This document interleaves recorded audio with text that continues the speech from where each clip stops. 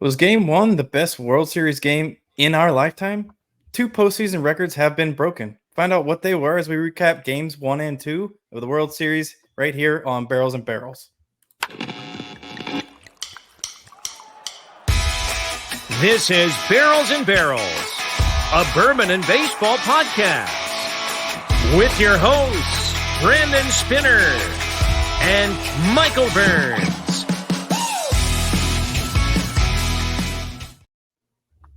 Well, hello and welcome to Barrels and Barrels, a bourbon and baseball podcast, World Series recap after games 1 and 2. I am Brandon, that is Michael, and you heard Wes at the top of the show. Welcome in to Barrels and Barrels, a bourbon and baseball podcast. As I just welcomed you in, gentlemen, the first two games have lived up to the hype. Yeah, definitely. They've been some exciting games. I had to just watch a recap of game 1, but I got to see game 2 from pitch 1 to pitch You missed end. the wrong one. I know. I didn't hear. Sure. I didn't hear any phone alerts or anything. I was out, and when all of a sudden I got the alert that Adolis hit, the walk-off home run, and that was that came up with like notes of like this game was so great, and I was like, what did I just do? I just keep thinking of this image in my head of Adolis Garcia. Just, are you not entertained? Are you not entertained, people? Are you not entertained? Right. Like, come on, man. What else can you ask for? Everyone that's bitching and complaining about, the Diamondbacks don't deserve to be there and blah, blah, blah. We talked about it on the last episode, but man, game 1 was one of, if not the best World Series game I think I've watced. It's I've seen sure. one better, but we can jump into that later on. It's There may have been some rain. It may have been in Ohio. Just saying. Yes, if you're watching on YouTube, you may notice something different. I am not in the Casa de Spinner. I am on location, and that's a push to YouTube. If you're watching us on Spotify, or if you're listening to us on Spotify, Apple, Amazon, Google, iHeart, or wherever you stream us. But what were you going to say, Wes? If you are on YouTube, it is obvious that Whiskey Weather is not just a handle. It's actually what Brandon does. So there's some truth behind that. If you ever doubted it, here is your proof. Nah, he's going to such great lengths just to convince us. It's all fake. This TV behind me with the moving radar that I'm drawing on is all fake. That's a great setup. I wish I had a home setup like that. Yeah, me too. This would probably cost you $100,000. Speaking of $100,000, man, I would have paid $100,000 to go see that game in person. Game 1 was insane. I watched it for the first 6 innings, and then I turned it on again in the 8th inning after I got my daughter to bed and taken care of some other stuff at home. What I really wanted to start out with here is when we did our preview episode, we ranked all the position players and every position on the field, right? And here's what that shows out to be. Christian Walker at first base, Ketel Marte at second base, Corey Seager at short, Josh Jung at third, Gabriel Moreno, or Gabriel Moreno, if you want to call him that, at catcher. Right field, Adolis, Garcia. Center fielder, Alec Thomas. Left fielder, Evan Carter. DH, Tommy Pham. Starting pitching, Texas. And then relief pitching, Arizona. I think we got all of these correct except for 2. And that's the pitching. I think it's been flipped. Yeah, right. That's exactly what I was going to say. I think the starting pitching, for the most part, has favored the Diamondbacks, probably on the back of Merill Kelly. But even Zach Gallen, after being shaky through the first couple innings, he settled back in, did much better. And then Nathan Eovaldi, who I gave a nickname last episode that had to deal with Nick Foles. Eovaldi didn't look as good after the 3rd inning and on. And Jordan Montgomery wasn't bad, but I just think Merill Kelly pitched better than him. But in the converse, the Diamondbacks bullpen was nails versus the Phillies in that last couple of games. And even up until the 9th inning on Friday night, they were fantastic. Right. Until the one guy who hadn't given up a run all postseason blew it. Is that more so Corey Seager, or is that more so Paul Sewald, just the law of averages? I had to be a little bit of both. Yeah, a little bit of both, but man, that's just an instance of right guy, right spot for the Rangers. You know what I mean? Like, I don't think, and I also don't think it was a terrible pitch by Sewald. I mean, that ball was up and in, and Seager just beat him to the spot, man. I mean, honestly, that's what you kind of expect from the best hitter on the planet right now, not named Adolis Garcia. Like, but Seager had such a great year. Like, he's so good, and that's just, man, he got him right there. You have to tip your cap if you're Sewald. That was not a bad pitch. No, not a bad pitch. Hard for him to tip his cap when it was to blow the lead and blow the win. But yeah, I know what you're saying. I think the craziest and like the better part of it all was the moment Seager hit it, he knew it, and literally in the middle of the swing, he's screaming and yelling at his own dugout like, "Let's go!" Yeah, like the ball hadn't even cleared the infield, and that dude knew it. Like, yeah, that was I awesome. was sitting there and I was like, "Oh my!" Yeah. The funny part was the broadcasters were like, "And Seager can tie this with one swing," and it's gone. Like, in that instance. Joe Davis, exactly. He was like, "And Seager can tie it with one swing. This game's tied." Before the ball even, and I think he said that before the ball even left the infield. So, an amazing end to that game. We'll break down the game itself. I know, Michael, you weren't around to watch it. I watched it. The Rangers looked like the class of the World Series for the first few innings. I mean, they scored right away. Evan Carter gets on.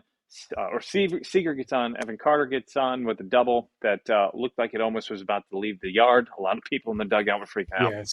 And then Adolis Garcia tied the record, I believe, in that swing of the bat for most RBIs in a postseason before he broke the record in extra innings. But both the aces of that team come out, right? You've got Gallen, you've got Eovaldi. They pitched all right. I wouldn't say they were great, like I said at the beginning, but Gallen gave you what, 5 innings? 3 earned runs. Yeah. We talked about it, though, in the previous episode, and it was walks was the one thing that concerned me, especially with the Diamondbacks pitching when we were comparing them head-to-head, right? We looked at the 3 starters for each team the other day, and it was the Diamondbacks. They had Fott, Gallen, and Kelly.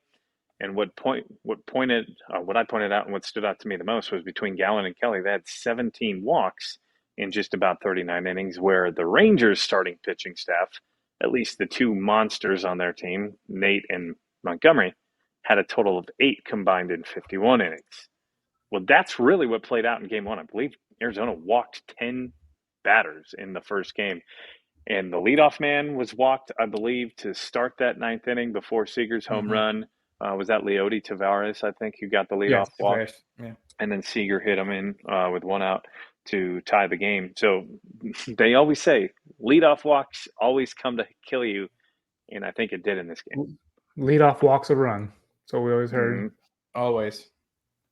Make them get on. Yeah, in game 1, you know, you were just waiting for the Rangers to break through, because you just felt like with all the walks and the people that they had on base, you know, they had, how many hits they have?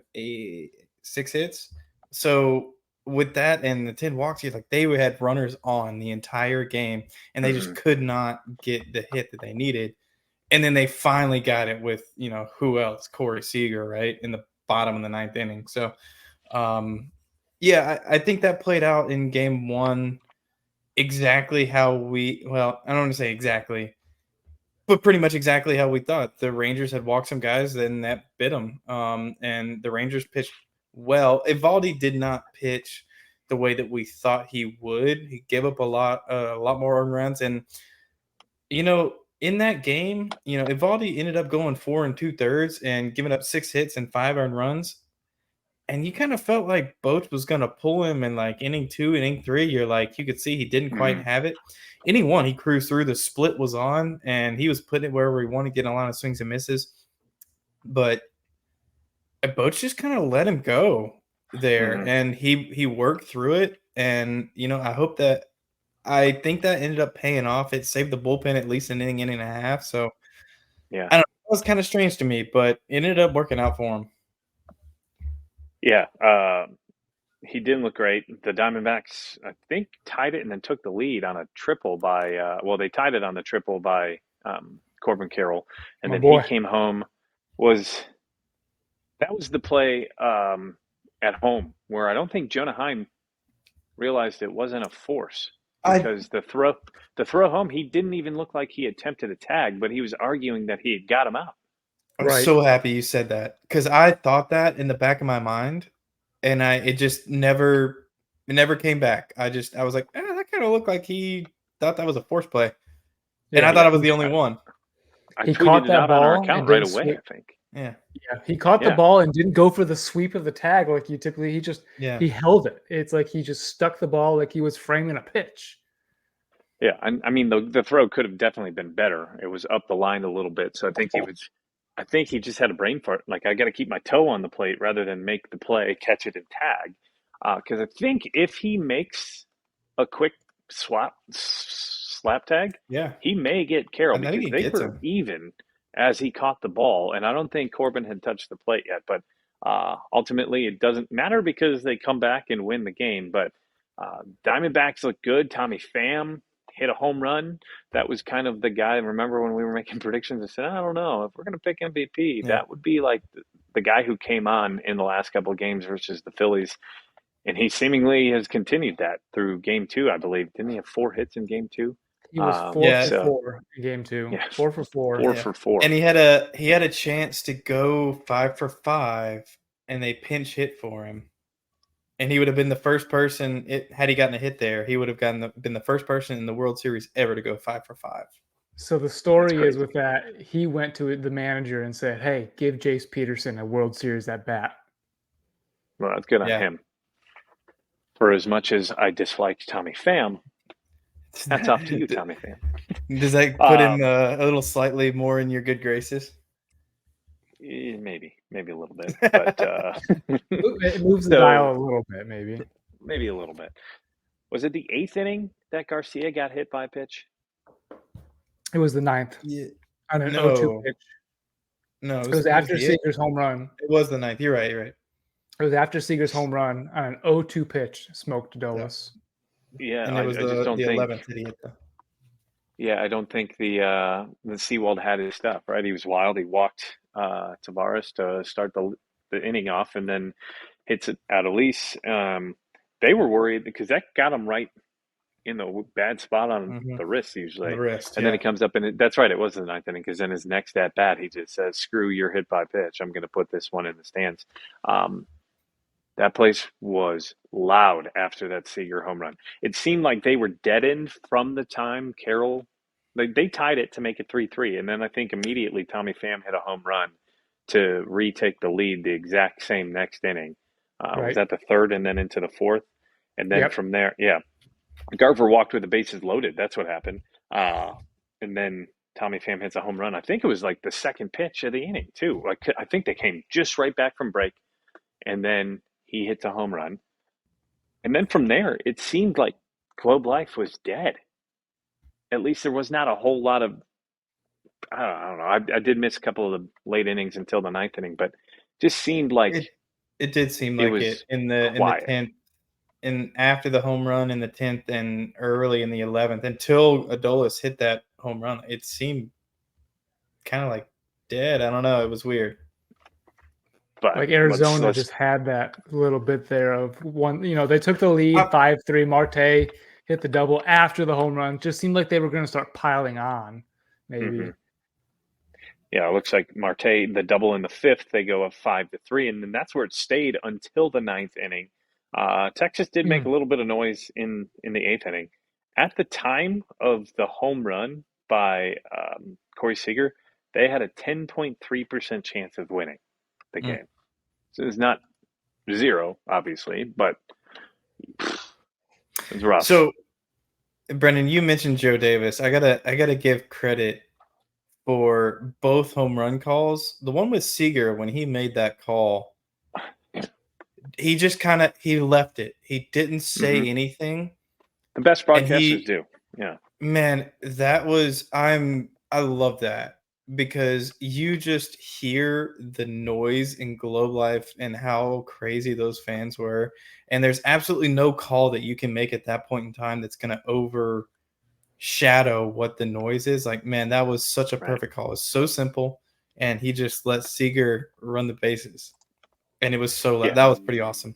And then the Adolis home run where he's like, and the legend grows, and that was a great job by Joe Davis. I got to give a shout out there. The great broadcasters are very good at that. The ones, there's some other ones during the regular season that are just not good during those situations. Yeah, I totally agree with you on that one, Joe. And I mean, John Smoltz, every time I listen to him call a game, I feel like I'm watching him pitch again, just a masterclass in the booth. He's fantastic at what he does. I'm trying to pull up the sound of the home run here. So hold on.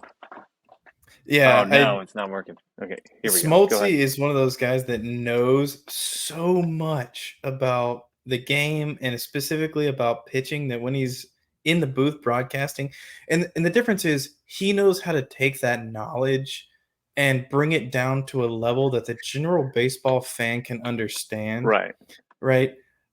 Guys like us that have been around it for so long, we can understand it at that level, but he brings it down to a level that anybody can understand. And that's what I appreciate about Smolty. Here we go. With one swing.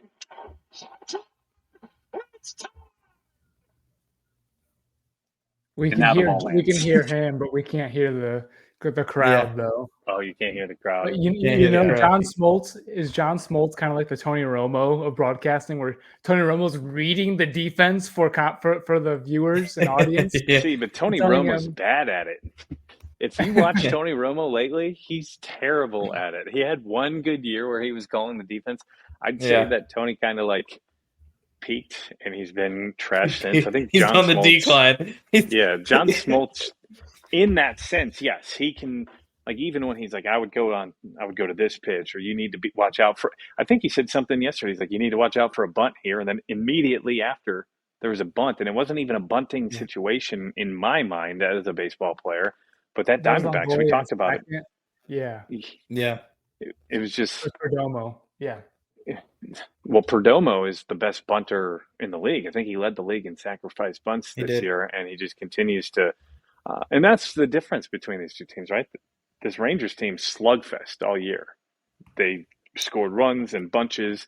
This Diamondbacks team does it in a different way. It's cool to see them both kind of contrasting each other. Both plays are way different, but they're both in the same spot. Where in years past, we've always kind of like, okay, these two teams, they have incredible bullpens and that's why they're here. Or their starting pitching is what did it. Like the Cubs and the Indians at the 2016, those starting pitching staffs were incredible. They had good offenses, but the makeup of those teams were more so the starting pitching.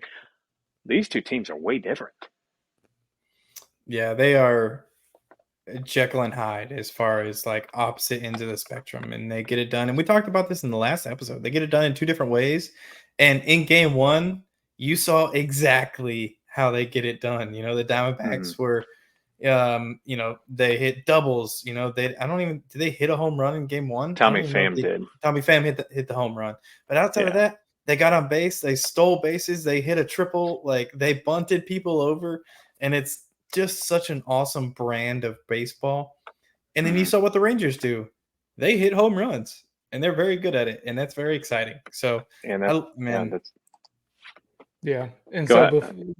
before we get into any more of game two, the Adolis walk-off home run in the bottom of the 11th actually was one of the two records that we talked about at the very beginning of the episode, and that was Adolis breaking the record for the most RBIs in a postseason. So not only was that I think that crowd, that noise was pretty Yeah. cool then for Adolis to round the bases for that record.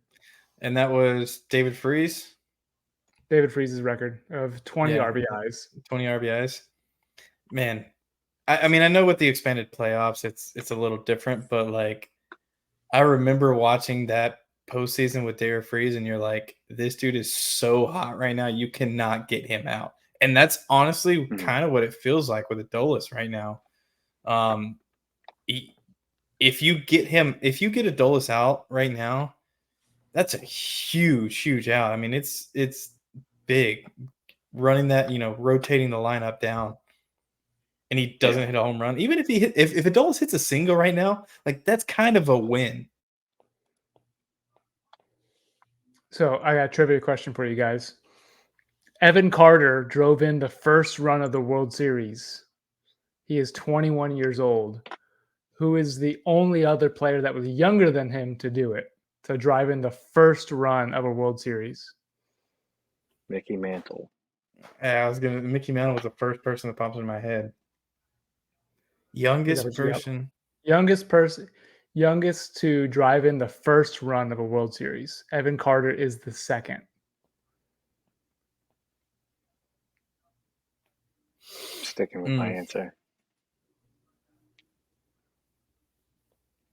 All right, Wes, 3. Come on. I don't know. Brandon said, I honestly think it is Mickey Mantle. It was Andrew Jones in 1996 at the age of 19. Oh, wow. The other two just at 21 as well is Ty Cobb in 1908 and Jimmy Fox in 1929.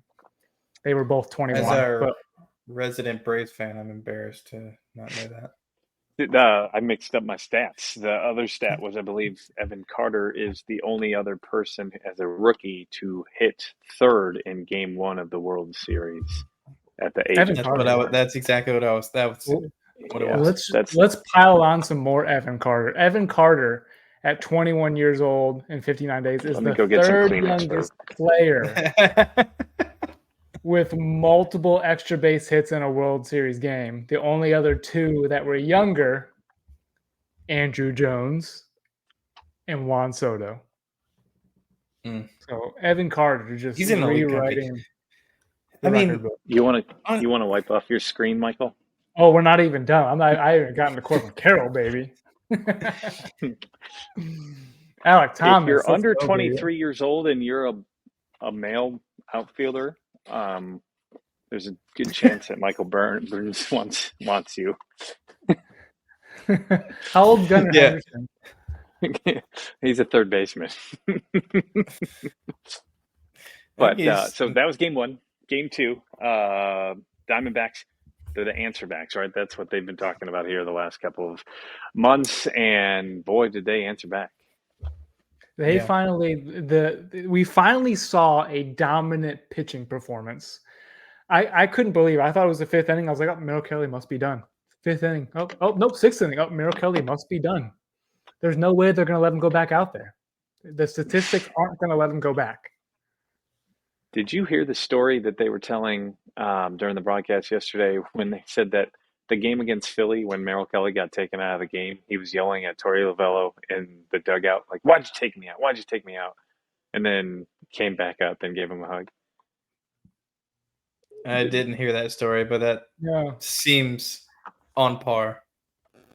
But I didn't realize how old he is. Isn't he like 35? Merill Kelly? Merill Kelly, yeah. Yeah, because he spent a lot of time in Japan. At least 40 years overseas.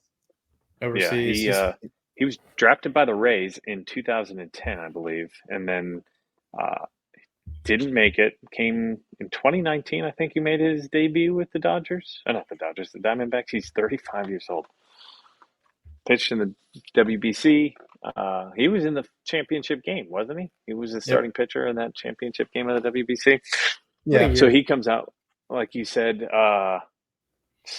shoved. But after that come from behind win for the Rangers, I thought, this could be like the momentum just completely taking to Texas Rangers. I shouldn't continue to doubt the Diamondbacks because they continue to answer back, as we've talked about, but that was almost one of those moments where you're like, yeah, I could see this just being it. Yeah. We have the lead, And, game 1, going into the 9th. Go ahead. well, no, you're going exactly where I was gonna go. Up until the 9th inning, the Diamondbacks controlled 9 innings of baseball in game 1 and the entirety of game 2. So you're going to talk about like 18 innings, the Diamondbacks have been the better team. 100%. So the Rangers scored first in game 1, then they gave up the lead. They were up 2-0, down 5-3, came back to win 6-5. Diamondbacks take the lead in the second inning, I believe, on a Gabby Moreno home run. So that made them the team to score first. Coming into the World Series, the statistic that was popped up on Fox, both teams are undefeated when scoring first in the entire postseason, and that has continued because Rangers won game 1 when they scored first. The Diamondbacks scored game 2 first. So right now, the big deal is you got to score first if you're one of these teams because you don't lose. Yeah. When the game 2, it was the fourth inning with 2 pitches, 2 home runs for the Diamondbacks. Gabby Moreno and Lourdes Gurriel made it 2-0 pretty quickly. And that's when I texted, I think I texted Wes or Tommy or somebody and said, wow, that hurts. Yeah, you texted me and it's like, just wow. On 2 pitches. And then the catchers just kept it going. Mitch Garver then somehow, I don't know if you guys remember the pitch that Mitch Garver put the ball over left field fence. Yeah, down and in. Oh, dude. It was a great pitch. Yeah. It was a ball, probably. I think they interviewed him in the dugout and they said, what were you looking for? And he goes, not that, but I'll take it. He was like, typically I hit singles on those balls, I'll pull them down the line or through the hole, but on pitches like that, I normally don't hit home runs. He was like, I was looking for a pitch up and just got lucky and hit it for a home run. Evan Longoria's looked a little bit more refreshed this series. He even tried to leg out a bunt single yesterday. It goes down as a sacrifice, but I'm pretty sure he was looking for a legit bunt for a hit there. But even he looks better than he did through the first couple of games of the playoffs in the first few series. 9-1. And they really turned it on. What was that, the 7th inning where they really just started to space themselves out? And that's when Merill Kelly came out in the bottom of the 7th, got it done. Yeah, when Montgomery came out and Perez came in, that's kind of when it got ugly. Yep. I don't know. Montgomery pitched okay. He wasn't great. He left some pitches over the plate, which the Diamondbacks hit hard. And when Perez came in, 2 walks, 5 hits, 4 earned runs. I don't know. Perez just, I don't know. He looked like with the second he got on the mound, he had no confidence. And you felt like they were just going to get hits off of him. He's a guy that, Perez, he's a guy that he cannot miss spots because he doesn't have an overpowering fastball. He's got a good changeup, good slider, but it's not swing and miss stuff. And right now, the Diamondbacks are not swinging and missing at anything. So it missed locations a lot for Perez, and they took advantage of it. The Diamondbacks did. So game 2, they didn't steal quite as much. I don't think they had to, right? But game 1, they stole 4 bases. We've got free tacos. Thank you, Ketel Marte. Ketel Marte continues to swing a hot bat. You have a note in here? No balloons. No balloons. Yeah, Ketel Marte went into game 1 with a 16-game hitting streak for postseason hitting streak at 16. Game 1 he made it 17, and he cut it close in game 2, right? Yeah, he was 0 for 4, I think, and then he came up with that double in the 8th inning. Right.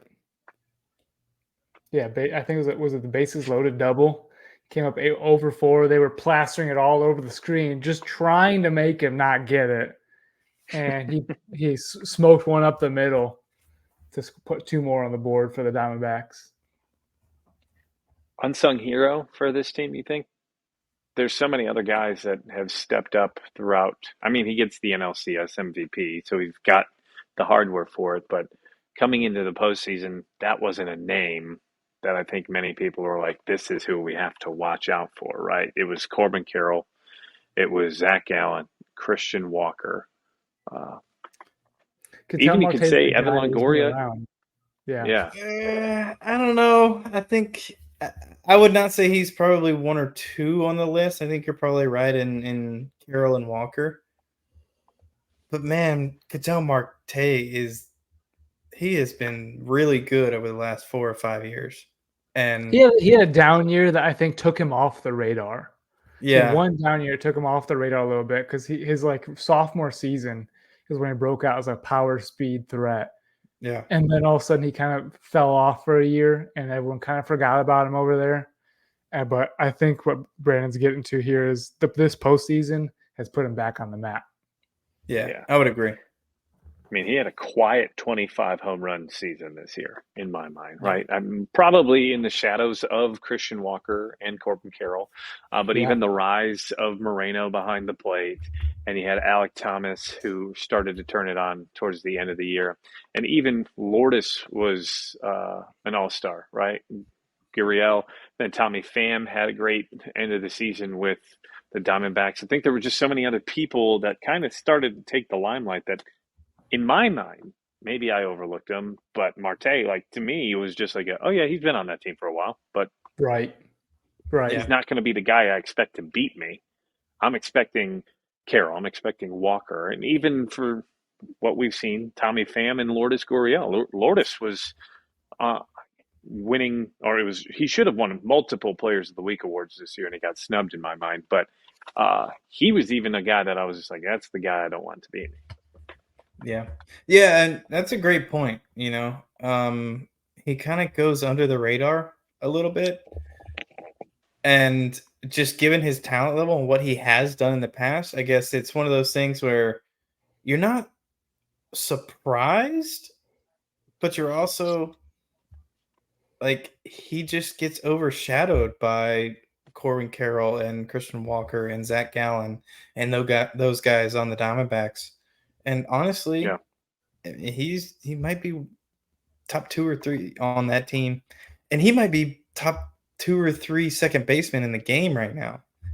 I mean, you're right. He had a real quiet 275, 25 home runs. He only stole 8 bases. He stole a lot more in previous seasons, so they stolen bases this year is kind of surprising given the changes. But and given that team, right? Yeah, that and team given that team is known. Yeah. Alec Thomas and Carroll both on there, just wheels. Yeah.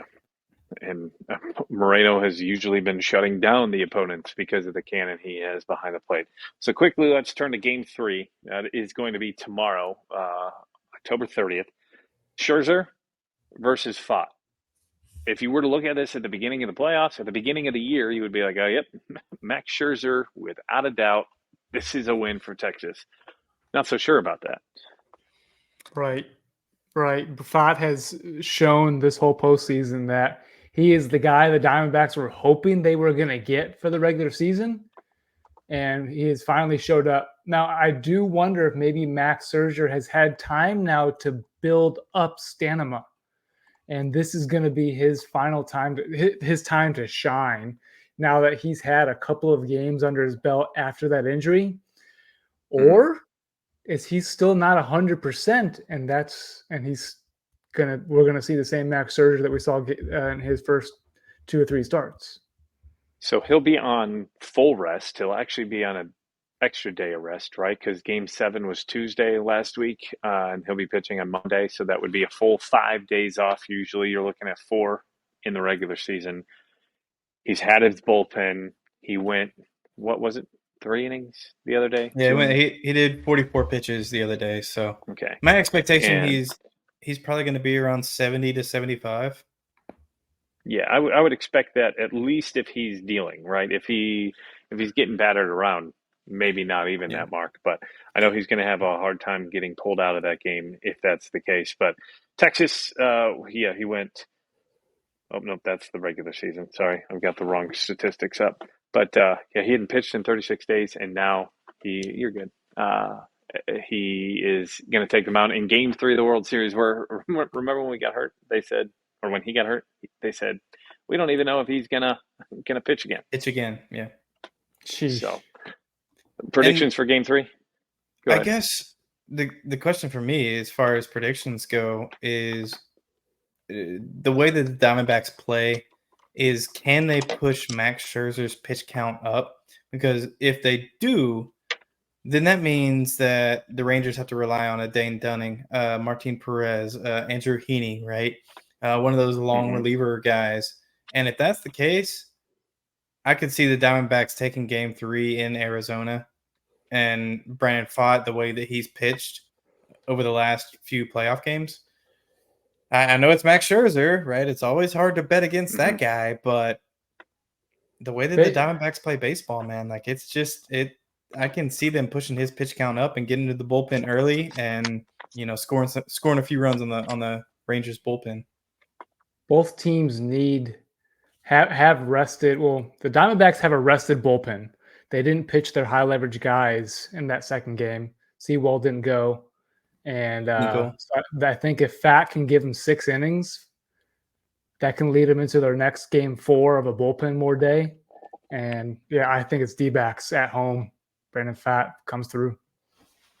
I'm going with the guy with the best name, and that is Brandon Pfaadt. And I called him Brandon Fart earlier this year because is what I used to think his name actually sounded like, Pfaadt. But that'll wrap it up as we are going on into Game 3 of the World Series. You can check that out on Fox. Is that a normal 8 o'clock first pitch Eastern time, I think? I believe it is. But we'll have more on social media. You can find us here on YouTube. Don't forget to hit that subscribe button right there below. Don't forget to hit that like and send us a comment in the comment section who you think is going to end up winning Game 3 or 4 as we go farther into the World Series. It's been fun so far, and hopefully we're going to get those 7 games that we were hoping for. But now it heads to the desert. Any last words, gentlemen? I think I'm good, man. Game 1 was awesome. It wasn't quite as good as 2016 Cubs. Well, that is the game you're playing. Yes, I know. All right. That was the best of the bunch. I'm Uncle Burns. Send us home. Let's go.